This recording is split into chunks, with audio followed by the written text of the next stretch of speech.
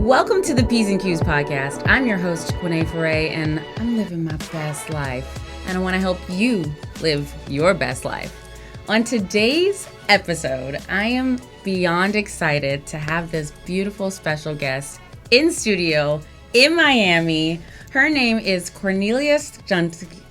It's okay, and nobody can pronounce it. That's why I'm going by Koko nowadays. Her name is Koko, and she is a beauty expert, a podcast host, content creator, and a supporter of all things women's empowerment, which you know we are all about here on the P's and Q's podcast. So everybody, can you welcome my girl Koko, please? Hello. Thank you so much for being here. Absolutely. Today. We love you. I love following your channel. Thank you. Your Instagram is so lit, so positive, full of messages, the wisdom that you share with women. I love the way that you give advice and feedback and just inspire. You inspire me. Thank you. I love to hear that, and that's my mission. That's why I'm doing what I'm doing. And I create content for versions of me 5 years ago when, you had all these questions, and sometimes when you have a group of friends that are around the same age, they have the same life experience, it's kind of hard to understand why do we do certain things. Yeah. So sometimes I get the same question because I have this weekly segment, What Will Koko Do? I get the same question every single week, and people ask me, like, how do you have the patience to answer the same question? I'm like, yeah, because sometimes you just need to hear it one more time. Right. And then you're going to make a change. Yeah, the repetition, it can sink in. Exactly. And you're a dating coach too, so it's amazing. You have so much information to give. I love that segment, What Will Koko Do? Thank you. You guys have to definitely check that out and drop a new question in there for her. Yeah, don't ask me, is he supposed to pay for dinner on the first date? Oh my goodness. The answer is yes. We know the answer to that. Yeah. Some people need a reminder sometimes. Yeah. Well, we remind you that's a hard yes. Okay? Listen, we have to do our fun facts. Okay. Since I got my special guest here, we're going to do 2 fun facts. Okay. So I'll start with mine. Start. I'm going to think about You guys know that I love sushi, and that's my favorite food that I eat all week, all the time. But you may not know that I also love oysters so much. I probably eat oysters like 2 or 3 times a week. Actually, I'm having oysters today, as soon as we wrap, and champagne. It's a oysters and champagne kind of day. That's the vibe. That's the vibe. And my favorite oysters are Kumamoto oysters. Okay, well, fun fact about me, I don't like oysters. Okay. That's like one of the only things that I don't like. And it's weird because I'm from Croatia and people eat them a lot over there. So much seafood. Yeah, I don't know why. That's one of the only things that I never got into. And people are like, you just need to try the right one. Yes. And I was going to say that. I used to work in restaurants, so I tried a lot. It's just not there yet. Maybe my palate still needs to develop a little bit. We'll see. We'll see. What is your favorite food? My favorite food is maybe sushi, which again, how like sushi and oysters, like it's kind of close. Yeah. So tell us, what is your origin? I'm originally from Croatia, hence the name Kornelija Slunjski. That's how I would pronounce it in my language. Mm-hmm. I came here when I was 22 on an exchange program, and I used to live in New York. New York was my home for 7-8 years. And I was simultaneously in the beauty space. And Croatia is a small country, and 10 years ago, when you think about it, beauty was not really a thing. Yeah. And in New York, it was a thing. So I was just working my ass off to build my portfolio. I was assisting makeup artists. And, people later, they see like, oh, she worked at New York Fashion Week. She did a cover for this magazine, that magazine, movie set, this and that. But I spent a lot of years assisting people for free, for $100 a day, for just the exposure. And that's how I learned everything in life. I feel like I just put myself out there and try to learn. I'm a big growth junkie. I just want to learn about new things all the time. I love that. And at the end of 2020, when the pandemic hit, Miami started to open up, and I was living in New York, and I was flying back and forth all the time for photo shoots because production companies were moving down here to shoot. And I just realized, why didn't I move to Miami? It was, it's sunshine. It's sunny. It was such a different lifestyle. And I was like, I'm just ready for something new. And 2 years later, I'm loving it. And as soon as I moved to Miami, I changed my content completely. Really? So Miami kind of gave me this I don't know, it was just a new beginning. And I turned 30 and I feel like it was just a refresh of my life. And during the pandemic, I realized like, makeup tutorials are great, but we need something deeper. I think the pandemic kind of shook us all up and just like, what are you doing with your life? So That part. I moved down here. I changed my content because I started posting videos on TikTok, and I was just trying to express myself freely without, worrying about what my parents think or whatever anybody thinks who's on Instagram. Yeah. Because we all used to care a lot what other people think. And I started this series, Things I Wish I Knew Before I Moved to Miami. And it was just a random series. I was, sitting on my couch posting about Miami, and I just noticed that people reacted. It was positive and negative, a lot of negatives. Obviously, that's the beauty of TikTok. Not the beauty, but I just realized people were reacting to the things I say. Versus before, I wasn't really sharing my thoughts or opinions. I was just showing my talent on beautiful models, on clients. Like, I was just sharing my beauty experience. And then when I changed my content and I started actually putting myself out there, people were reacting more.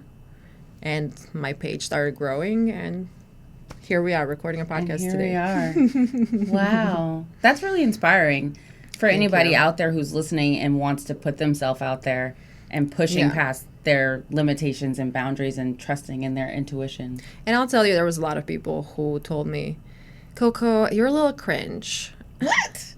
Cringe? Cringe, yeah. Like, as a joke, those, like, fake jokes. Like, Koko, I love you, but that video is so cringe. Ha, ha, ha. We're not friends anymore, obviously. People who... That's good. People who have comments like that, they're just a little bit surprised that you had the power... The courage to do something different. Yeah. And again, you don't have to, if you try one type of content, you just, maybe this is not really for me. You can switch it up. You can just like, if you're creating content, you can't be, there's always going to be somebody who's going to say something negative. Right.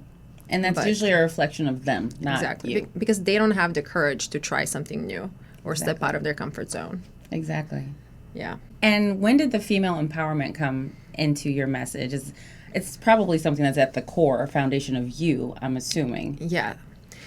I always loved making women look beautiful when I was working in the beauty space. And there's a special feeling when you do somebody's makeup and they look at themselves in the mirror and they're so happy. They're so excited. Oh my God, I've never looked this good. I remember there was this girl for her 16th birthday, first time getting her makeup done professionally. She almost started crying. Those type of moments you never forget. It was always surface level at that time. And then when I started posting these Miami videos, I didn't even know where I was going with that. I was just like, let me just try this.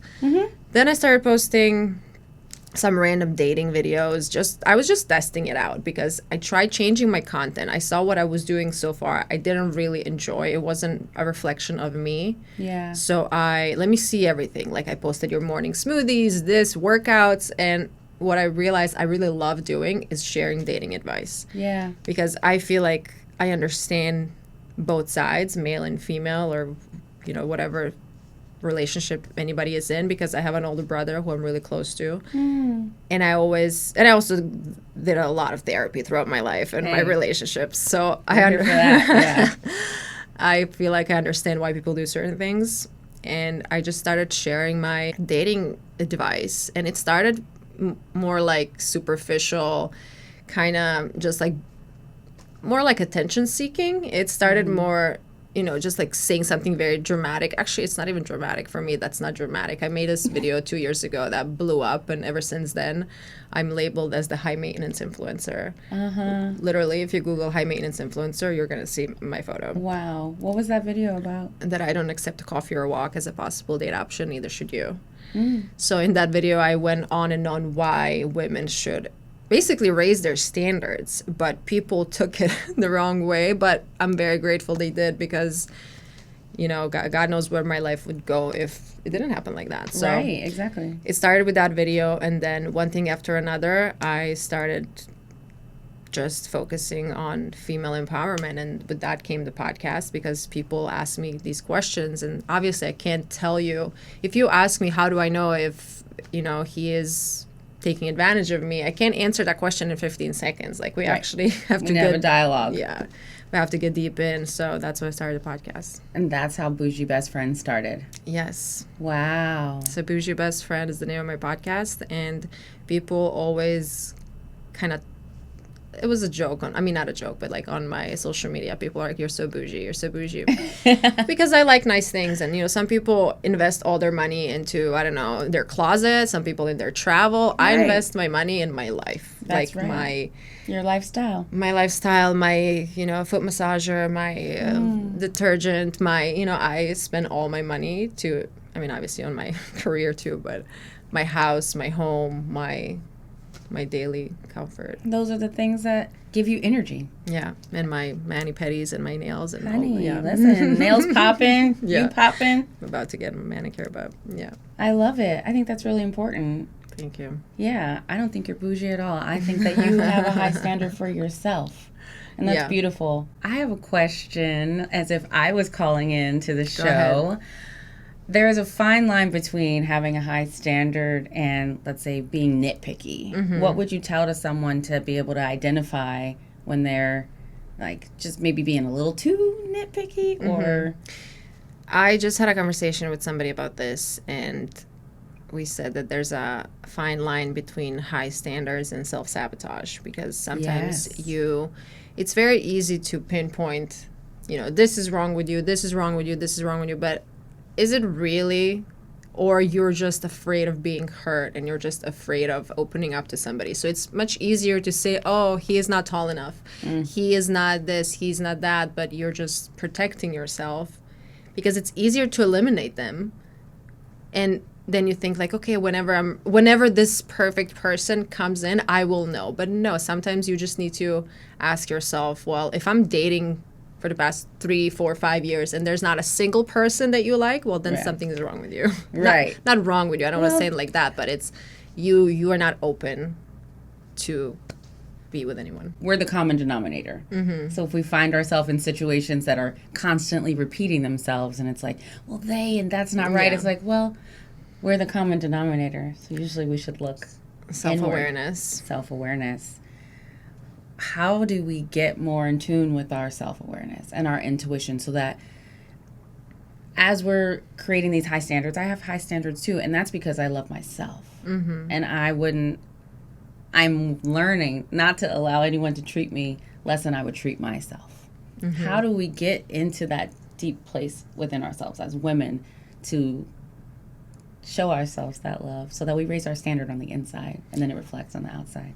I think first step is to be still with yourself and kind of listen to yourself. And we're all very much distracted with our phones, with our TVs, with, you know, life, shit. Everything. Yeah, you're just like with friends all the time. It's very important to have those minutes in the morning or the evening when you are just alone with your thoughts, whether that's journaling, meditation, or just sitting in silence, whatever that is. Whatever works for you, you have to be alone with yourself so you can hear your own thoughts. Because if you're constantly talking to someone or you're consuming content or you are, I don't know, whatever you're doing, you're bombarded with all these other people and their opinions. And then sometimes you don't even know, does this actually matter to you? Or this is just something that your best friend taught you or whatever. So I think number one is take time for yourself and just start enjoying your own company. I love that. Self-care for me, it's, you know, applying a beauty product or giving a massage or going, you know, treating yourself, pampering. That's a part of self-care, but that's not the most important thing. It's making decisions for yourself daily and thinking, is this something that, you know, my future self, this version of myself that I want to be, is that something she would do? Yeah. Or is this something somebody else would do, maybe a previous version of me? So when I first moved to Miami, my life was totally different. I was partying with people who, you know, did not give a fuck about me at all. Yeah. I was wasting time, you know, just trying to chase something. But when I kind of dropped all that noise and I started focusing on myself, I started realizing my worth. Because if you're identifying your worth with, let's say, whether or not somebody invites you to a party or whether your friend invites you some, you know, if you're identifying your worth with other people, you're never going to be happy. So you need to start valuing yourself and your own time. And after a while, I mean, self-love is not an easy process. If it was, then everybody would have it. Right. It is a journey for So sure. it's a daily practice, I would say. I love that. Do you meditate? Yes. Awesome. Not as often as I would like, but I try every day, at least like a few minutes. Before I had a really like steady routine. It was every morning until like 20 minutes in the morning. And then recently, like my brother came to visit and my routine was just all over the place. So I'm like getting back in. But I use this app called Superhuman app by Mimi Bouchard. Okay. And she has these meditations that are like throughout your day. So cleaning meditation, running errands, walking. It's not just like sitting in silence. And, you know, while you're doing certain things, you can also meditate. While you're getting ready, you can, you know, applying your makeup and you're listening to positive affirmation about yourself. You're thinking about your day, how you're going to spend your day. So there's different ways you can meditate. We talk about meditation on the P's and Q's podcast all the time, and we do guided meditations every other Wednesday as well. That. It's something that is a foundational principle that I'm always sharing. So I love that Koko said it, so you guys don't think it's just like, she's always trying to make me meditate. I really believe in it, being still with ourselves. I love spending time with myself. I'm great company. You know? I love that. I love that. I think that's self-love. Yeah, it is. So, dating expert, are you dating? I am. I have a boyfriend for the past 2 years. Oh. We met here in Miami through a mutual friend, totally by accident. And yeah, we are very much in love. Congratulations. Thank you. I love love. That's a beautiful gift. Yeah. Oh, you deserve it too. Thank you. It's been a long journey of finding a healthy relationship. Yeah. I'm sure we can all relate to that. Yeah, for sure. Yeah. Definitely. What do you think is the biggest shift within yourself that's allowing this healthy relationship to flourish? I think that with him, I really felt safe to be who I am. Yeah. And before, in my 20s, I often had this need to be who I thought that guy wants me to be. Ooh. And with him, because we didn't start dating we didn't plan to date. We were kind of met through a mutual friend and kind of started spending time together. And we both just moved to Miami, and we were not planning to be in a serious relationship. So it was kind of like all masks were off, and we were just spending our time together, enjoying and, you know, being who we are. And then after a while, we realized, okay, let's not fuck this up. Let's make this official. Let's be who we are together. I think it's very important who you surround yourself with. Yes. If you are in a relationship with someone who is controlling you or telling you that what you want is too much, or that you're asking for too much attention, or you have unrealistic expectations, that's obviously not healthy. And that's what I had in my 20s. There was like always, I don't know, it was a weird time. Mm-hmm. But with him, he was just very normal.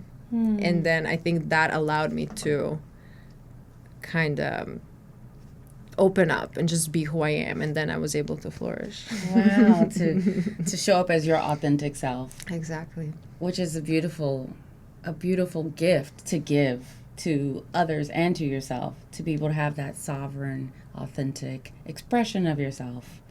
That's lovely. And then I'm certain you're creating a safe place for him to flourish in that way too. So I actually yesterday he just told me that I improved so many things in his life that he never, like, guys don't usually take care of themselves, like self-care. Right. They don't really, you know, it's not all about face masks and bubble baths, but you know, guys don't really do that for themselves. Yeah, just blocking out that time to do whatever makes you feel happy. Scheduling time in your calendar to go and read a book. Scheduling time to go for a walk. Like, he's an entrepreneur too. Like, we're both work for ourselves, so you have to schedule your time.